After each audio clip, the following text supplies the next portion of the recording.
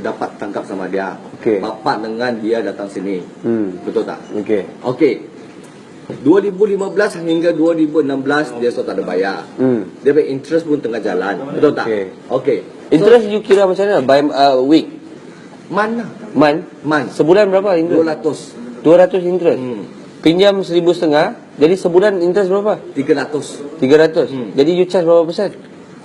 Saja sajalah. 1 tahun dia boleh ambil sama dia interest RM270. Okey, you tengok Betul lah? Ini you pinjaman wang Malaysia kan? Dia kira macam mana sama tahu dulu. Okey.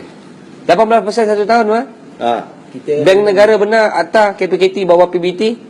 Itu 1 tahun RM270 satu tahun, betul?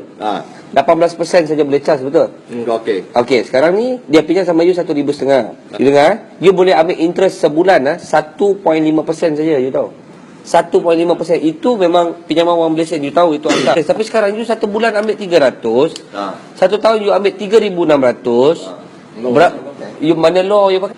Yusof Hamisni. Yusof Azmi. Sebut betul-betul saya punya nama. You nama apa? Saya Martin. Okey, Martin. Dia pinjam sama you RM1,500. RM1,050. RM1,500 punya pinjaman, tapi dapat tangan RM1,050. Betul? 1,050. Okey. Pak soal settle Angkat satu pak lagi kasih sama dia, bayar 36 bulan ni.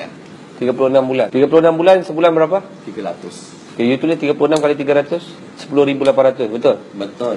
Sekarang ni dia sudah bayar ini punya part berapa ribu sama you? Payment dengan interest campur sekali tak? Ya, payment dengan interest dua-dua you. Saya ada rekod pun ada sendiri boleh tengok mah. You punya rekod, kalau saya keluar statement, you lagi kena masak. You tahu berapa dia sudah bayar sama you punya company? 14,500. Pertama you dengar, dia pinjam 1,050. Okey, you dengar, RM1,050. You cakap tadi, dia baru bayar 3,600. Kita punya rekod dah bayar 14,000 lebih. Lepas tu you suruh lagi dia bayar sama you sebulan 300 selama 3 tahun, 36 bulan, 10,800 campur 14,000 14,500, 25,300 Pinjam 1,500 apa ni? Pinjam 1,500, dapat tangan 1,050. You rasa fair ini benda? Fair mesti tak ada fair. You ada buat agreement sama dia pinjam ini 1,050? Ada? Ada bagi sama dia? Tak ada kan? Tak ada, my ini semua kita keep mah. Kenapa you simpan itu? Apa sebab you simpan itu? Simpan tu paling lah. Untuk dia, punya kopi tak ada? Tak ada. Kenapa tak ada kopi? Bos tak ada cakap makasih. Dia pinjam 1,050.